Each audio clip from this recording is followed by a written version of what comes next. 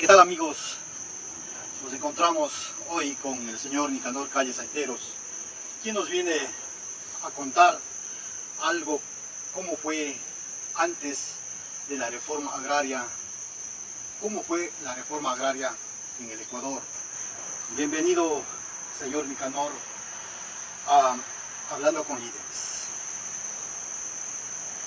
Muy buenas tardes, compañero Jaime. Gracias por la invitación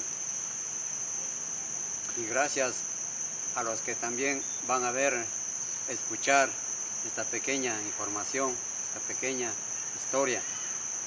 ¿Cómo fue la vida en las haciendas antes que se dicte la ley de la reforma agraria en el Ecuador? La vida de los hacendados, puede decir, en el tiempo de los hacendados. La vida era muy triste. La gente vivía y vivíamos en esclavitud. La gente siempre era humillada, maltratada. Entonces no tenía la gente, digamos, un aprecio, porque todo era ese tiempo bajo de chicote.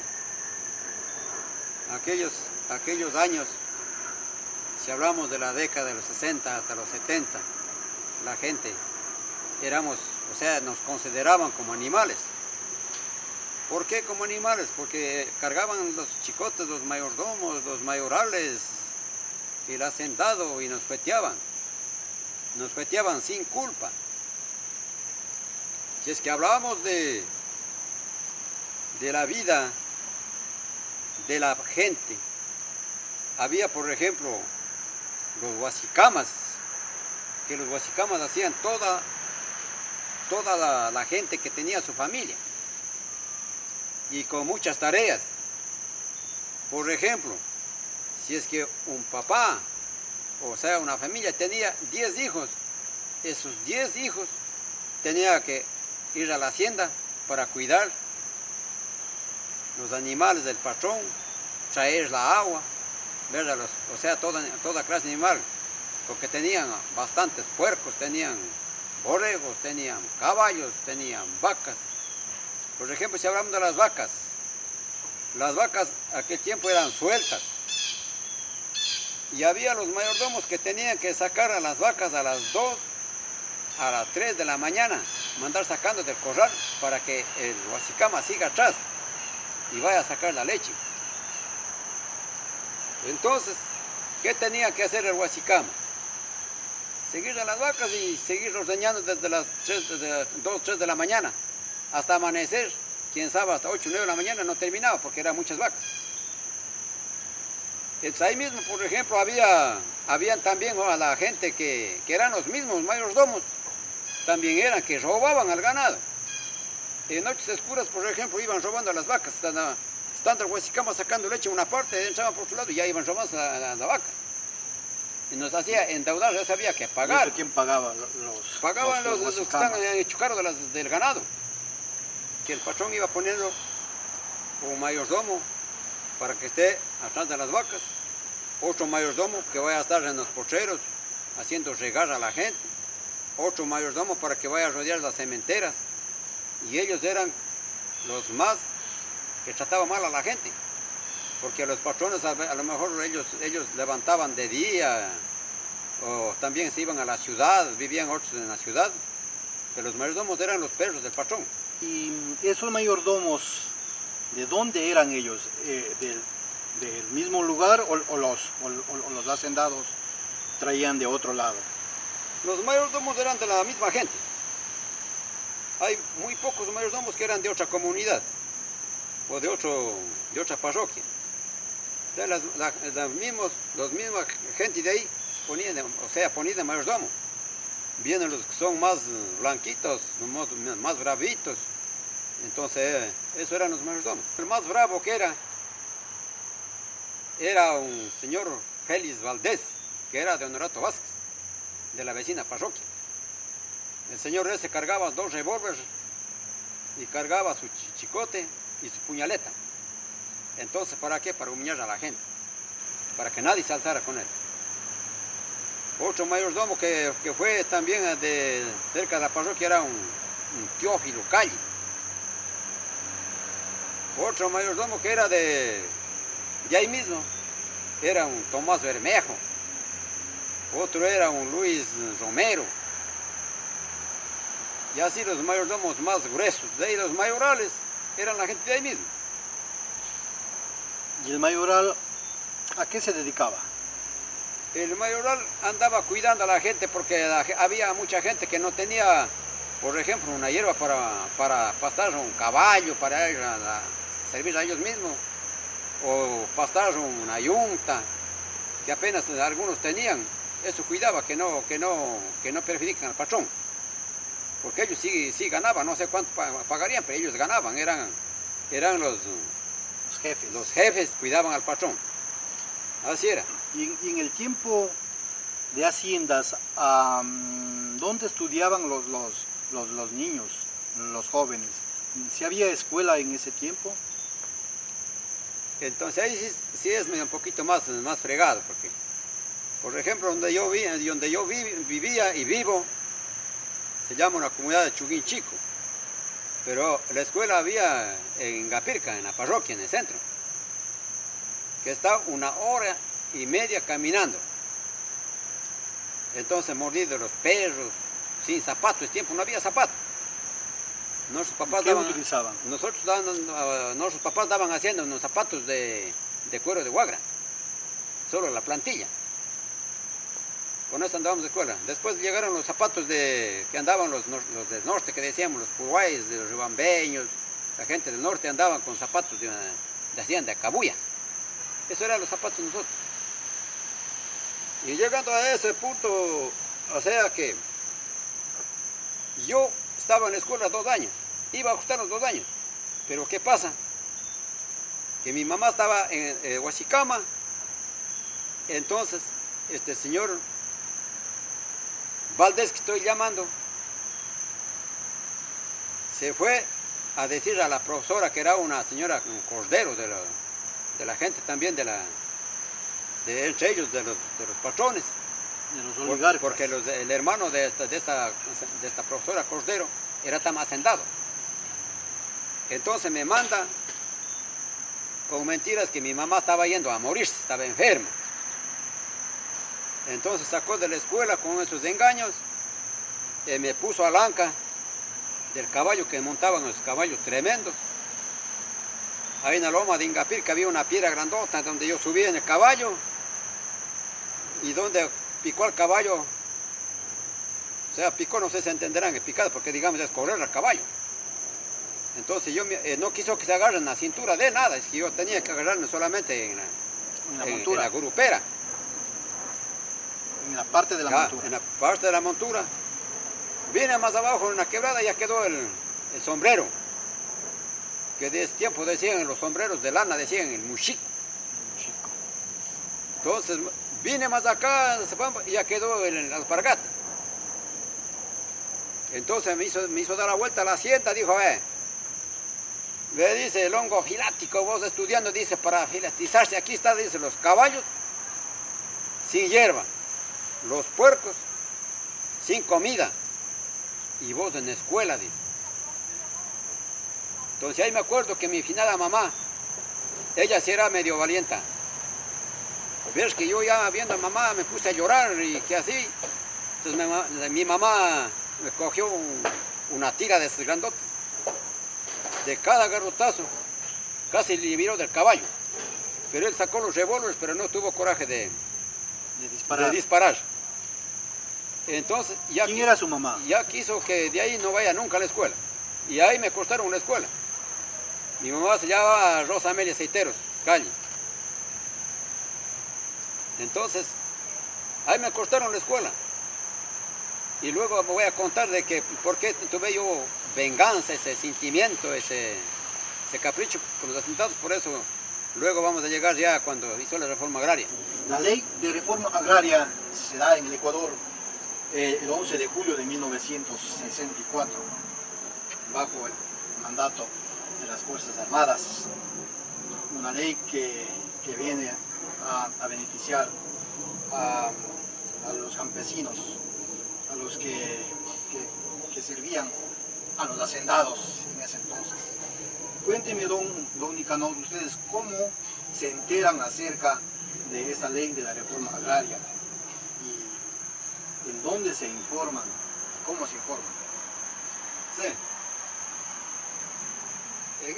En esas épocas nadie sabía que era reforma agraria, nadie conocíamos.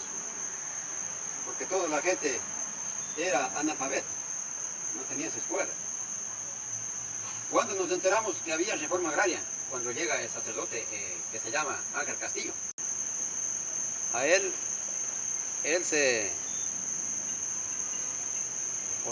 se va a la parroquia de él, ordenado recién de sacerdote. Él se va en mayo del 69. Entonces, pasó el mayo, junio, en julio. Yo me acuerdo la última semana de julio y a partir del mes, nos llama la atención, dice, quiero reunirme con la juventud de la parroquia Ingapirca. Los jóvenes que quieran reunirse conmigo para una conversa, me esperan afuera. Y así fue. Esperamos afuera como unos 20 jóvenes. Ahí, entonces salió él, y a cambiarse. Dijo, ¿en dónde están los jóvenes que llamé? Dice, aquí estamos, padre, decimos. Entonces dice, ¿quieren ir conmigo a dar una vuelta por Río San Pedro? Dice, bueno, decimos. ¿Quiénes fueron los jóvenes que acompañaron ese día al padre Ángel? De la comunidad de Chuguines, por ejemplo, era el segundo Chimborazo Romero, un Sergio Romero, otras, bueno, algunos viven, algunos ya no existen, también, igual que por ejemplo el segundo Chimborazo ya no existe. Entonces fueron casi de todas las comunidades que habían estado ahí, fueron uno. Entonces ahí les cuento de que nos fue llevando por un camino que había ir a Río San Pedro. Y ahí llegamos al puente de San Pedro mismo, que se llama Río de San Pedro. Cogemos del río cuesta arriba, él iba adelante, nosotros atrás. Entonces, siguiendo el río arriba, había un señor que se llamaba Manuel Padilla, tenía una cementera de maíz ahí. Eso me acuerdo que entonces el sacerdote dice, truecen una cañita cada uno, chupemos la caña y el choclo para dejar devolviendo porque el dueño ha de estar por ahí. Y así fue. Entonces justo no acabó de hacer eso el sacerdote, entonces ya asomó el dueño de la cementera del maíz. Entonces dice, ajá, así le quise coger, dice. Entonces el padre, como era medio alegre, sonriendo, dice, disculpe, dice, señor, yo soy el sacerdote que estoy en Ingapirca. Dice coger una cañita, dice, porque está mucho sol, a que chuparan, dicen los jóvenes. Pero los choquitos están aquí, dejamos devolviendo los choquitos. Qué bien. Entonces ahí nos fuimos en una parte avanzando más arriba, donde se llama la comunidad de Vendeleche. Ahí nos sentamos a conversar en una lomita. Y esa lomita ahorita donde conversamos aquel año, ahorita es un cementerio ahí.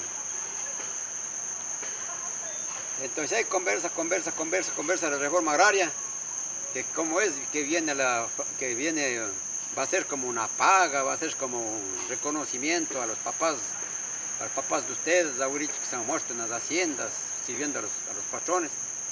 Entonces va a haber tierras. Entonces ahí, conversando, dice, al último dice ya, a ver, alcen la mano, ¿quién quiere irse a Quito? Va a haber, dice, un encuentro latinoamericano, dijo.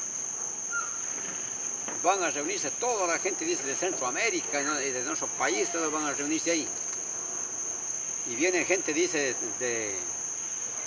de México, porque allá primero decían que ahí, no sé qué, creo que en el 63, 64, por ahí hicieron, primero los mexicanos decían que la reforma agraria. Sí. Entonces algo así decía. Y ahí pasemos, en ese encuentro pasemos 5 días. ¿Cuántos jóvenes que estaban en ese conversatorio se fueron al encuentro, Quito? O sea, de la parroquia que fuimos con 18. 18 solamente de la parroquia en ¿Recuerda Capel. quiénes Ya fueron los que fueron? ahí había, o sea, digamos, segundo Chimborazo, me acuerdo que se fue Sergio Romero, segundo Narváez. Lo que me acuerdo, los restos no sé cuál, pero de otras comunidades, por ejemplo, había un Celso Calle, había también un Ventura Camas, y algunos más que ya no tengo a la mente, ¿no? Porque no hemos escrito nada, porque no sabíamos ni escribir bien. Y luego de ese encuentro había más encuentros. O sea, digamos, en Quito pasamos 5 días, como le dije, ¿no? Y luego las charlas que ellos daban, o sea, dijeron que son mexicanos, porque nosotros como nuevos no conocíamos.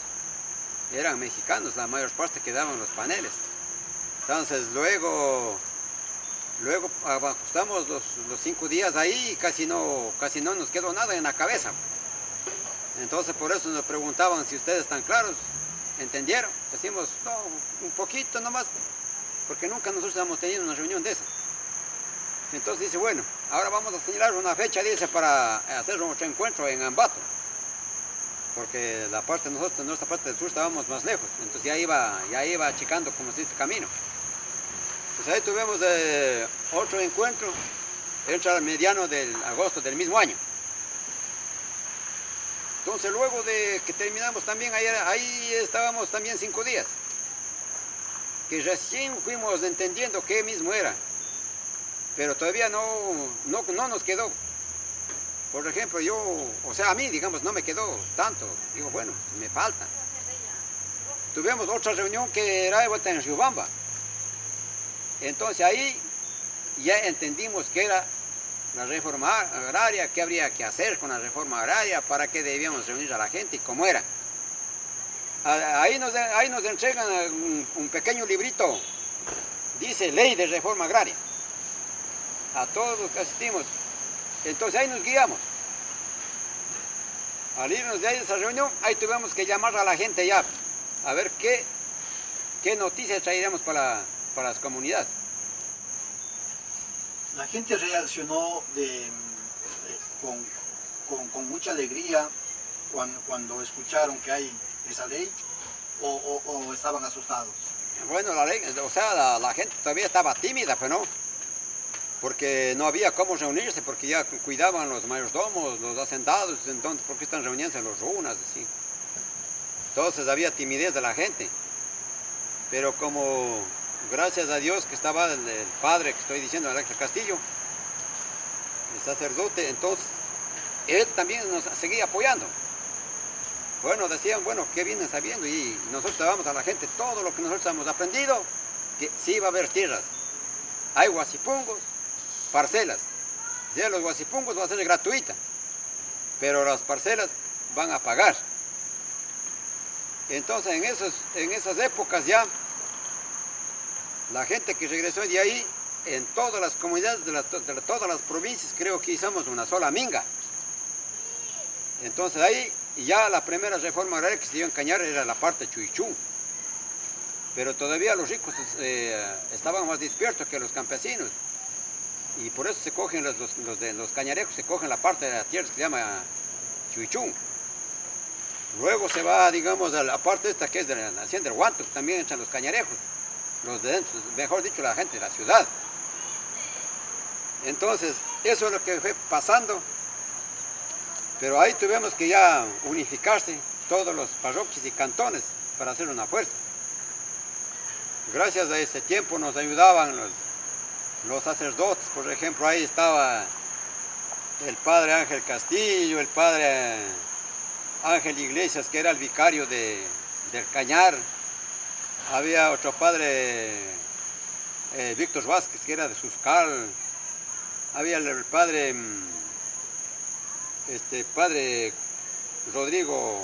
Rodríguez, que era del Tambo. Pues había sacerdotes voluntarios, sacerdotes que ayudaban legalmente, pues, ese tiempo. Habían sacerdotes que querían dar la vida, como los apóstoles a la gente. Había mucha gente, digamos que, hablando de los religiosos que nos ayudaban. ¿Y en dónde hacían ustedes las reuniones con la gente? Las reuniones las sabíamos hacer a la escondida. En esa época solamente era la gente hacer saber. Porque, por ejemplo, nosotros las reuniones sabíamos hacer de tarde, después que se alzan del trabajo de la hacienda. Por ahí unas lomas, atrás de las lomas hacíamos esas reuniones. Y así, fuimos peleando hasta llegar al 70. En el 70 sí ya nos apropiamos de las tierras. Ya la última reunión que yo me acuerdo, había visto un mayordomo que era Laurencio Quito. Entonces el Laurencio Quito va con la novedad al patrón diciendo que los runas están reuniéndose para matar. Entonces ahí lo que el hombre dice así al patrón, los runas están reuniéndose para matar. Y este señor hacendado se coge el caballo y se va por Sisid y va a salir en el tambo. Pero manda a otro hacendado que era el cordero, manda a robar a los hijos de él para que te lleven, porque él tenía carro y se va llevando a los hijos estando gritando, los hijos va llevando a la fuerza. Ahí lo que la gente ya se despertó, dijo, atajen a esos patrones, atajen a esos ladrones. De ahí ya no regresaron más. O sea que aquel tiempo ya esas tierras, tanto de la asistencia social, tanto las haciendas que era de la curia, eso ya negocian los institutos de reforma agraria y colonización, que es el IERAC. Entonces el IERAC abarca todos esos terrenos y va en venta a la gente. Que el Huasipungo, que era gratis, no dieron gratis tampoco, cobraron. Las parcelas cobraron. Eso era ya para parte del IERAC. Así fue, compañero. ¿Cuánto costó una parcela en ese tiempo? Una parcela en ese tiempo costó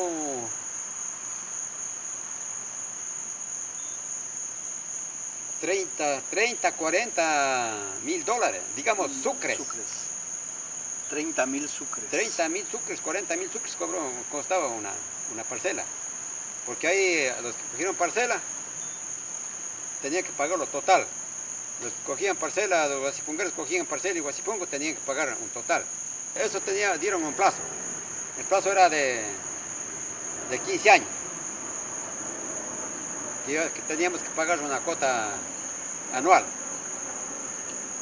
Pero como ya de ahí mismo se utilizaba, de ahí mismo, entonces mucha gente pagamos más pronto. Porque también iba recargándose de los intereses. Había intereses ¿cómo se llama? En ese tiempo también. Cuéntenos así un poquito de cómo fue la vida después de la reforma agraria. Una vida más calmada, una vida más alegre. Sí, después de la reforma agraria, Jaimito, decimos, o sea, tenemos que quedar, o sea, ¿cómo le digo? Unidos, organizados. Entonces, por ejemplo, con todo esto lo que pasó, teníamos que unirse a nivel de cantón, provincia, y también con las vecinas provincias. Entonces, por eso es que nosotros formamos una organización provincial. Por ejemplo, en Cañar se formó una organización que se llama Unión Provincial de Cooperativas y Comunas del Cañar, en aquel tiempo. Entonces, en donde teníamos acceso de reunirnos todos de la provincia del Cañar, para cualquier problema, para cualquier enfrentamiento, para todo eso. Por ejemplo, en el año 1973, ahí donde hicimos el primer desfile en el Cantón Cañar, el 1 de mayo. El Día del Trabajador. Entonces, en ese año nos reunimos 13,000 hombres montados a caballo, en donde vinieron a los militares desde Cuenca, Azogues, toditos reunieron, ahí en el puente de Pucahuayco que llamamos, ahí nos botaron bombas lacrimógenas, pero nosotros con los caballos fuimos haciendo de tumbar a los militares, a tantos militares que estaban como más de 500 militares. Entonces, y nos concentramos a la ciudad. Ahí donde cogen preso es al compañero Antonio Quindi y a un sacerdote que se llamaba Rogelio House. A ellos cogen preso y se van llevando a Azogues. Pero nosotros dijimos, si es que no sueltan, nosotros vamos a invadir a Azogues. Así mismo, a caballo. Entonces, con la gente que había, estábamos en esa milicia de gente, tuvieron miedo. Al segundo día ya nos mandaron soltando a los presos. Así pasó, Jaimito. En el año 1972 tuvimos que coordinarnos todas las provincias de la sierra, en donde tuvimos un congreso en Tepeaj, en la parte de Chimborazo y Guayas, límites, en donde formamos la organización que se llama hoy día el Ecuador. El Ecuador, una cunapa richarimo, que en quichua dice, o sea, en castellano se dice, se despiertan los indios del Ecuador. Entonces esos signos tiene. Entonces, por eso desde ahí viene el Ecuador funcionando hasta el momento. Bueno, esto fue una historia relatada por el señor Nicanor Calle Saiteros acerca de la vida de los hacendados y acerca de la reforma agraria que se nos da en el Ecuador en beneficio a los campesinos, para los campesinos. Muchas gracias, don Nicanor. Muy bien, Jaimito. Muchas Gracias gracias también por la invitación. Será esta nueva oportunidad.